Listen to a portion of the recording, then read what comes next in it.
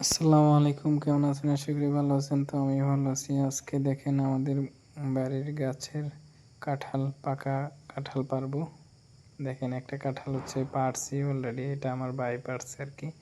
দেখেন একটা গাছে কত কাঁঠাল, মাশাআল্লাহ, আল্লাহর মতে অনেক কাঁঠাল দিয়েছে। তো দেখেন এই যে একটা কাঁঠাল পারছি, দেখেন এখনই পারলো মাত্রই। দেখেন কাশম কাঁঠালের কষ, এই যে দেখেন মাত্রই পড়তেছে, দেখছেন কি সুন্দর। তারপরে আমিও দেখেন আরো কাঁঠাল আমিও পারতেছি। এই যে আমি একটা পারলাম, এই যে এখান থেকে 2টা কাঁঠাল পারলাম আমি আর কি।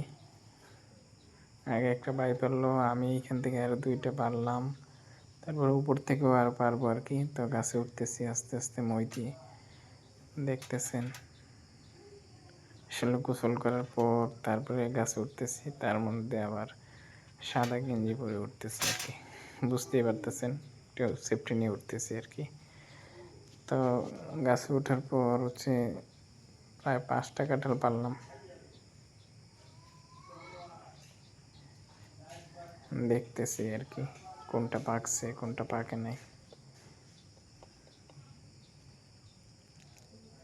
আজকে আবার সকালবেলা হচ্ছে আম পারলাম, অনেকগুলো আম পারার পরে যে আরেকটা কাঁঠাল পারলাম।